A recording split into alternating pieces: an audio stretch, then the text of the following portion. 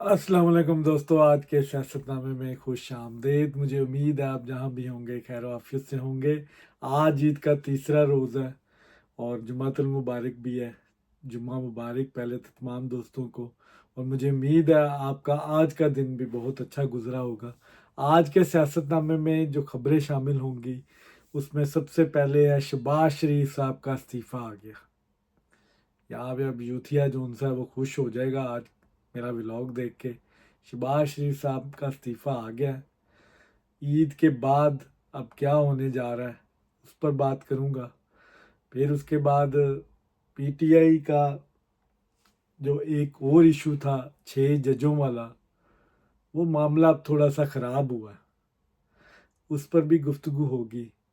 और एक social media पे एक डिबेट बड़ी चल रही है कि जी मरीम नवाज का सूट जो सा 800 का, 1000 का, 700 का, उस पर भी गुफ्तगू करूँगा आखिर में। सबसे पहले शहबाज शरीफ साहब का इस्तीफ़ा जो आया, जैसा कि मैंने ये खबर पहले ही ब्रेक की थी कि नवाज शरीफ साहब ईद के बाद अपनी सियासत को एक्टिव करने जा रहे हैं।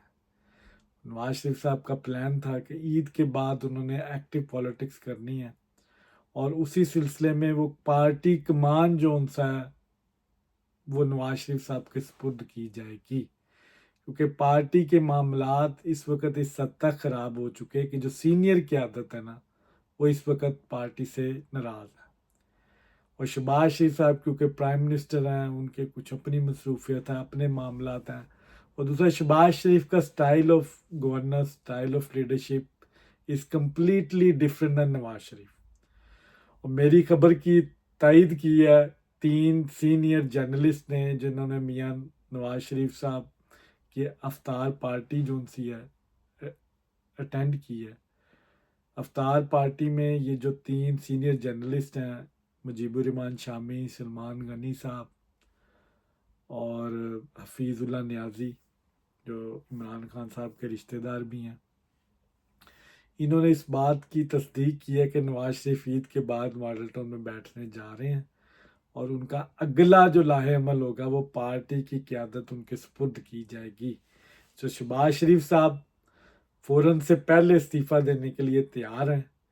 अब नवाज शरीफ साहब के ऊपर है कि कब वो अपने मामलात जो उनसे हैं वो ठीक करते हैं, रेडी होते हैं, अपने सीनियर्स को किस तरह वो साथ लेके चलते हैं और जो बाकी पार्टी के मामलात हैं उनको वो किस तरह आप टेक ऑन करते हैं, इसका वो सारा कैलकुलेट करके तो वो फिर इसको टेक ऑन करेंगे। और जो पार्टी को जितने दरपेश मसाइल हैं उसको तो वो ऑलरेडी जो उनसे वो एड्रेस करेंगे, लेकिन एक नया बयानिया देंगे पार्टी को और अगले इलेक्शन की वो तैयारी भी कर रहे हैं। साथ ही में उन्होंने इन सीनियर जर्नलिस्ट से गुफ्तगू करते हुए कहा कि हमें 2 साल चाहिए तकरीबन ये सेटअप, ताकि हम पाकिस्तान को मुश्किल हालात से जो उनसे वो निकाल लें और फिर उसके बाद इलेक्शन की तैयारी जो उनसे है वो कंप्लीट हो जाएगी हमारी। 2 सालों में मैं पार्टी को इस पोजीशन पे ले आऊँगा कि वो अगला इलेक्शन जो उनसा है वो अच्छा कंटेस्ट करे। अब इस जो अगला इलेक्शन आना उसका बयानिया नवाज शरीफ से बनाना है। वो बड़ा स्ट्रॉन्ग बयानिया जो सुनने में आ रहा है, 3-4 निकाती एजेंडा होगा जिसमें 16 महीने की परफॉर्मेंस है और फिर आज करंट जो इस्टेब्लिशमेंट का या प्रीवियस इस्टेब्लिशमेंट का जो रोल रहा है और अदलिया की तरफ से जो नवाज शरीफ साहब को निशाना बनाया गया और जो सहूलतकार आज भी अदलिया में मौजूद हैं, जो इमरान खान साहब को सहूलतकारी दे रहे हैं, जो 3-3 4-4 मुलाकातों की इजाज़तें दे रहे हैं, जो इमरान खान को 35 लाख रुपया 6 महीनों में खाने का खर्चे पे लगा रही हैं, 15 लाख की उनकी सिक्योरिटी का खर्चा है। तो ये सारी चीज़ों को नवाज शरीफ साहब एड्रेस करेंगे और एक बड़ा स्ट्रॉन्ग बयानिया बनाएंगे और इस्टेब्लिशमेंट के रोल का तयन करेंगे कि किस तरह उन्होंने इस्टेब्लिशमेंट ने उनको और उनकी पार्टी को साइडलाइन करने की कोशिश की और वो कौन कौन से लोग शामिल थे। तो एक बड़ा स्ट्रॉन्ग रिएक्शन आने वाला है नवाज शरीफ साहब की तरफ से। और जिस तरह सीनियर क़यादत, काफ़ी सीनियर क़यादत इस वक्त पार्लियामेंट से बाहर भी बैठी है और वो इस वक्त नवाज शरीफ साहब की तरफ देख रही है कि नवाज शरीफ साहब क्या जवाब देते हैं इस सारे इलेक्शन के बाद। तो नवाज शरीफ साहब खामोशी तोड़ने वाले हैं। तो ऐसा, ये मैं खबर पहले ही ब्रेक कर चुका था, मेरे आप पिछले भी लोग देख लें, उसमें मैंने ये जिक्र किया है। अब नवाज शरीफ साहब जो उनसे है वो आ रहे हैं, ईद गुजर गई है। अब चंद रोज़ में ये फैसला होगा कि कब नवाज शरीफ साहब ने क़यादत संभालनी है। शहबाज शरीफ साहब ने इस्तीफ़ा ऑलरेडी पेश कर दिया है, क्योंकि नवाज शरीफ साहब जब इस पार्टी की कमान संभालेंगे तो मुस्लिम लीग नून एक डिफरेंट आपको नज़र आएगी। और जो बाकी शिकायत हैं और जो मरियम इकराम जैसी शिकायत आती रही हैं माजी में, एक ब्लंडर्स होते रहे हैं, इस तरह के ब्लंडर नवाज शरीफ के होते हुए आपको नज़र नहीं आएंगे। तो नवाज शरीफ तमाम फैसले अपने हाथ में लेंगे, किसी किस्म की मुदाखलत को पसंद नहीं करते, उनका एक अलग स्टाइल है और वो अवामी फैसले करते हैं। तो बहरहाल ये गुड साइन है मुस्लिम लीग के वर्करों के लिए भी कि नवाज शरीफ साहब एक्टिव होने जा रहे हैं। और तमाम मुस्लिम लीग की वर्करों की एक ख्वाहिश थी कि नवाज शरीफ साहब चूँकि अब प्राइम मिनिस्टर भी नहीं है, उनके पास कोई आइनी ओहदा भी नहीं है, तो उनको पार्टी की कमान संभालनी चाहिए।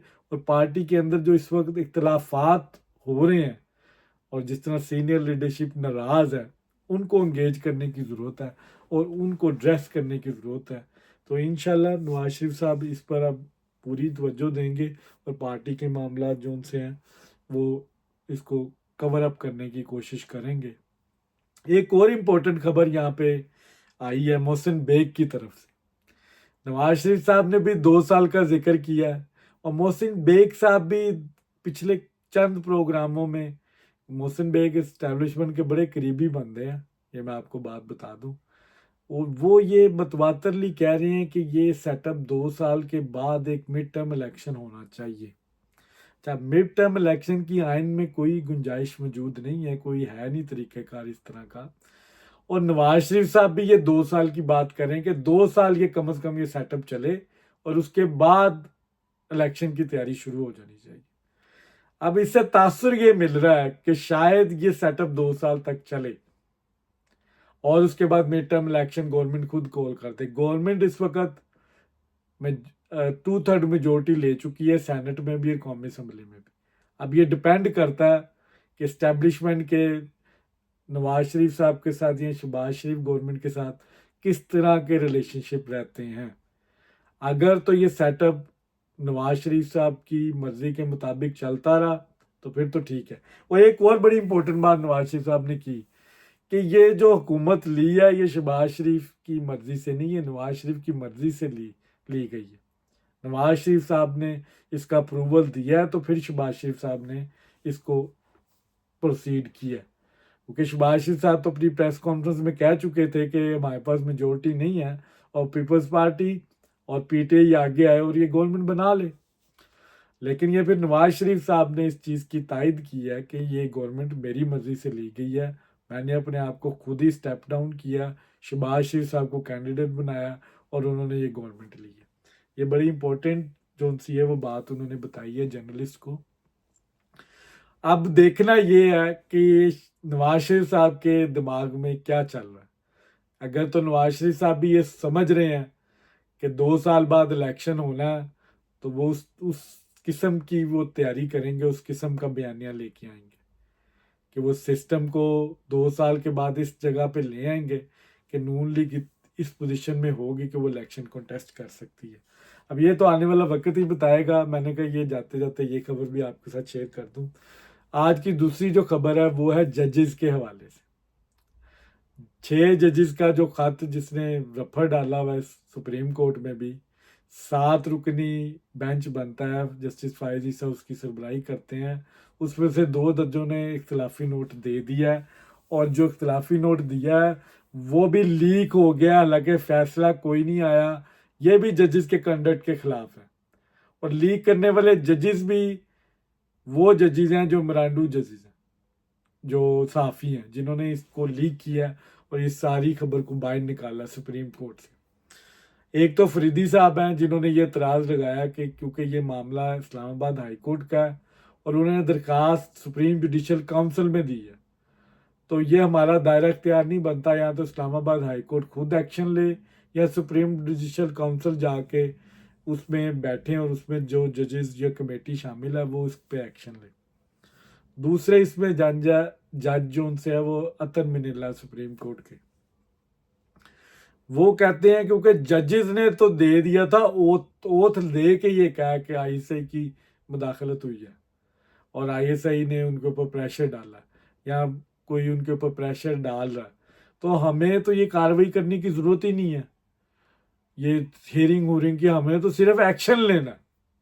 ये सीधा उन्होंने ये बात इख्तलाफी नोट में कर दी है कि हमें तो लाइन ऑफ एक्शन के लिए कहा जा रहा है, हमने तो सुनना ही नहीं है कि गलत कौन है सही कौन है। उन्होंने तो ओथ दे के कह दिया है, वो तो मीरुल मोमिनीन है 6 जजेस, उन्होंने तो ओथ दे के कहा है और बाकायदा साइन किए हैं कि आप इंक्वायरी किस चीज़ की करनी है। अब ये अतर मुनल्ला साहब की ये जज हैं सुप्रीम कोर्ट के, इनकी ये हालत है जजेस की, ये खुद कंफ्यूज हैं इन्होंने फैसले क्या करने हैं। ये अतर मिनिल्ला साहब वही जजेस हैं जो पीटीआई को जिस तरह फैसिलिटेट करते हैं इस्लामाबाद हाई कोर्ट से, ये वही जज हैं जिन्होंने शौकत सिद्दीकी साहब को साथ नहीं दिया और बाद में chief justice Islamabad high court बने और आज सुप्रीम कोर्ट में बैठे हुए हैं और अभी भी इनकी सहूलतकारी जारी है। और इसीलिए नवाज शरीफ साहब जो उनसे हैं वो अब आएंगे मैदान में और वो चीज़ें डिस्कस करेंगे अवाम के साथ कि जो आज हो रहा है अदलिया में, ये हमारे दौर में किसके कहने पे ये होता रहा। आज जिस तरह की सहूलतकारी इमरान खान साहब को हो रही है, वो हमारे दौर में इस तरह की सहूलतकारी क्यों नहीं हुई, वो किसके प्रेशर के तहत इन्होंने दी है। आज इन्हीं अदालतों ने नवाज शरीफ साहब को क्लियर करार दे दिया। बहरहाल ये मामला अब फाइज ईसा के लिए चैलेंज बन गया कि उन्होंने किस तरह इसको सोल्व करना। फाइज ईसा साहब फुल कोर्ट की अंदिया दे चुके थे कि अगली हियरिंग फुल कोर्ट में होगी, फुल कोर्ट में सारे जजेस मौजूद होते हैं, 2 जजेस का एतराज़ आ गया, अगर ये 2 जज नहीं होंगे उस फुल कोर्ट में तो फिर वो फुल कोर्ट कैसे उसको कहा जाएगा। अब ये बड़ा ट्रिकी मामला है, ये आगे मामला चलेंगे तो फिर पता चलेगा कि फाइज ईसा इस केस को किस तरह सॉल्व करते हैं। बहरहाल अब देखना ये है कि ये अभी फैसला आया ही नहीं था, ये अतर मिनिल्ला के जो जजिस का चैम्बर है वहाँ से ये लीक हुआ है, अतर मिनिल्ला ने लीक करवाया है, ये फिर भी मिसकंडक्ट है। ये फैसला भी किसी किस्म का ऑफिशियली ना वेबसाइट पर आया, लेकिन ये खबर निकल आई है और मतीउल्लाह जान जैसे सहाफ़ी जो अतर मिनिल्ला के फ्रेंड्स जर्नलिस्ट हैं वो इस चीज़ को उठा रहे हैं कि जी ये इख्तलाफी नोट आ गए हैं, अब इस बेंच जो सा वो टूट गया। अब देखना ये कि फाइज ईसा साहब इस केस को किस तरह टेकअप करते हैं, यह बड़ा चैलेंजिंग सिचुएशन है अदलिया के लिए भी। फिर आज की जो आखिरी खबर है, सोशल मीडिया, जो कि आपको पता है ईद के दिन थे, ईद पे पीटीआई वालों के पास कोई खबर तो थी नहीं चलाने के लिए। पहले उन्होंने भावन नगर के वाक़े को काफ़ी रगड़ा क्योंकि उसमें आर्मी थी, फिर मरीम नवाज़ को ढूंढते रहे, उस पर भी कुछ नहीं मिला। अब आ जाके उज़मा बुखारी का एक बयान उनको मिला है जिसमें उज़मा बुखारी ने इस एक समझ ले आप एक मुहावरतन उन्होंने एक बात की कि जैसे 700 800 हज़ार का एक नॉर्मल सूट मिल जाता है, मरीम नवाज़ वो भी पहन लेती हैं, उसको ट्विस्ट कर किया गया उस बयान को, और उसको इवन नून लीग के लोग भी क्रिटिसाइज कर रहे हैं जैसे को बहुत बड़ी जो सी है बात हो गई है जो पार्टी लाइन के खिलाफ, जिस पर बेइज्जती हो रही है पार्टी की। अगर उस पूरे क्लिप को आप देखें तो वो एक मुहावरतन एक इस्लाहतन आप कोई बात करते हैं कि ये जैसे एक बंदे की टके की वैल्यू नहीं है, उस लेवल पे ये गिर गया।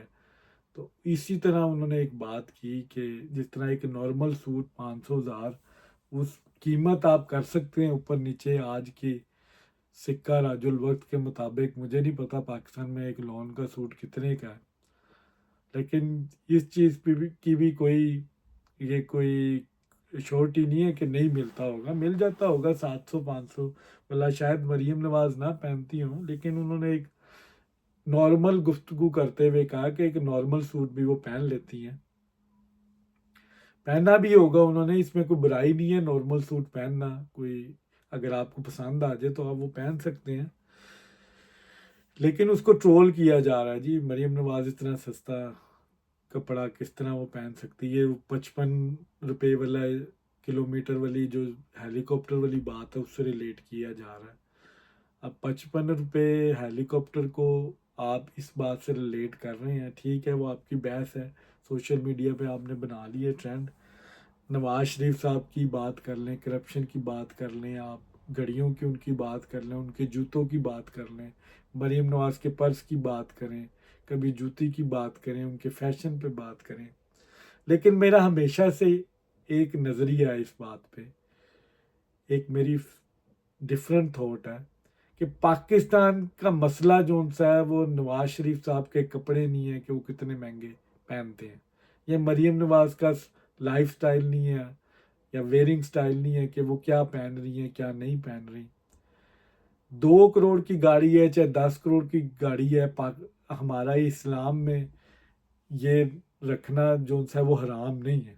आपकी ज़रूरत की कोई भी चीज़ है वो आप पर हलाल है, चाहे वो अरबों में है, ज़रूरत की है, आपको चाहिए, आपका लाइफस्टाइल ऐसा, आपका उठना बैठना ऐसा है। आप अगर बड़े हलकों में उठते बैठते हैं, अगर आपको ज़रूरत है उस चीज़ की तो आप चाहे वो 10 अरब की है आप पर जायज़ है। लेकिन पाकिस्तान की आवाम को इससे क्या फ़र्क पड़ता है। इमरान खान साहब ने जो नैरेटिव बनाया नवाज शरीफ साहब के खिलाफ कि ये इनके पास इतना पैसा है, ये है चोर है, इनकी बाहर प्रॉपर्टीज हैं, ये वो, इससे पाकिस्तान की आवाम को क्या मिला। तो ये तासुर भी गलत साबित हो गया कि आप पाकिस्तान के अवाम के मसाइल और हैं। पाकिस्तान के अवाम के मसाइल मरीम नवाज का बैग नहीं है या नवाज शरीफ का लाइफ स्टाइल नहीं है। पाकिस्तानी अवाम का मसला है गुर्बत, पाकिस्तानी अवाम का मसला है उसके बिल, पाकिस्तान के अवाम का मसला है नौकरी, पाकिस्तान के अवाम का मसला है महंगाई। तो हम उस पर तवज्जो दें। ये जितने सोशल मीडिया इन्फ्लुएंसर बैठे हुए हैं बड़े बड़े, पाकिस्तान की अवाम का मसला ये नहीं है कि मरीम नवाज ने कौन सी जूती पहनी है या कौन सा सूट पहन लिया, कौन सा बैग ले लिया। पाकिस्तान के मसाइल और हैं, उस पर उसको ड्रेस करें, उस पर तवज्जो दें, उस पर आवाज़ उठाएं। मेरी एक मोदबाना गुजारिश है इन तमाम एक्टिविस्ट से कि आम बंदे की हालत बदलने की कोशिश करें। ये जो ऑलरेडी ब्रीड है, ब्राह्मण ब्रीड है, इनके पैसे से, इनके कपड़े से पाकिस्तान की आवाम की हालत नहीं बदल सकती। ये जो मर्जी करें, आम आदमी पर क्या इसका असर होगा। नवाज शरीफ साहब की करप्शन पकड़ी जाती है या वो सस्ते कपड़े पहन लें या वो आम बैग ले लें या आम जूती पहन लें, आम आदमी की हालत तो उस तरह ही रहेगी। ये इमरान खान साहब जो नैरेटिव दिया जी वो चोर हैं, उनके पास पैसा है, सब कुछ है, उनके पास जो पैसा है वो उनकी ज़ात के लिए, पाकिस्तानी इमाम को क्या मिलेगा। पाकिस्तानी इमाम को तो कुछ नहीं मिलेगा। आपने तो उसी तरह ही टैक्स लिए, उसी तरह ही आपने IMF से कर्जे लिए और गवर्नमेंट चलाने की कोशिश की जो आपसे नहीं चली। तो पाकिस्तान के अवाम के मसाइल और हैं, इसको प्लीज़ आप कंफ्यूज ना करें। पाकिस्तान की आवाम की तरफ देखें कि उनको किस तरह रिलीफ देना, उनको हम किस तरह बचा सकते हैं इस महंगाई से, इस जो सिस्टम जो सा डिरेल हो रहा है, पॉलिटिकल इंस्टेबिलिटी नहीं है यहाँ पे, लॉ एंड ऑर्डर की सिचुएशन है, पुलिस के देख लें हालात किस तरह के ख़राब हैं, फिर हर महकमे में करप्शन है। और जो 5 साल में जो PTI ने जो पंजाब के अदारों के साथ किया है, रेलवे को देख लें आप, PIA को देख लें, उसको बेहतर करने की ज़रूरत है। पाकिस्तान के आम आदमी की हालत तभी बदलेगी जब आप उनको ड्रेस करेंगे, जब उस पर डिबेट करेंगे। आपकी डिबेट है कि इसने कपड़ा कितने का पहना है, इसने घड़ी कितने की ली है, इसने जूता कितने का पहना है, ये पाकिस्तान के अवाम का मसला नहीं है। तो प्लीज़ मेरी गुजारिश है तमाम एक्टिविस्ट से कि टू दी पॉइंट अवाम की बात किया करें, उस इशू को उठाएं जिसकी कोई मंतक भी हो, जिसकी लॉजिक हो, जिसको आप केफरे करदार तक पहुंचाएं, जिस पर आप कह सकें प्राउडली कि ये इशू मैंने उठाया था और इसको सॉल्व किया। कोई ऐसा ट्रेंड बनाए जो आम आदमी के लिए भी हो, आम आदमियों के लिए भी ये अदालतें खोलने की दरख्वास्त करें, आम आदमी के लिए भी प्रोटोकॉल लगाए कि आईजी जाए और उसकी दरख्वास्त सुने। तो प्लीज़ मेरी गुजारिश है उन तमाम इन्फ्लुएंसर से कि उस इशू को आप हाईलाइट करें जो आवाम के मफाद में है, ना कि एक किसी की दिल आज़ारी करने के लिए, ज़ाती तशहीर के लिए, जिस तरह पीटीआई करती है कि वो कहते हैं चलें अगर नाम नहीं हो रहा तो बदनामी में ही हमारा नाम हो जाए किसी तरह। अब उनकी कोई चीज़ नहीं चलती तो वो खुद ही उस पर एक्शन लेके उसको मीडिया के, सोशल मीडिया के ट्रेंड में लाने की कोशिश करते हैं। जैसे कि जनाब अली अमीन गंडापुर साहब ने चेक बांटे या कोई ईद पैकेज दिया, उसकी वीडियो आ गई, वो मीडिया पे इतनी चली कोई नहीं, ना हाईलाइट हुई।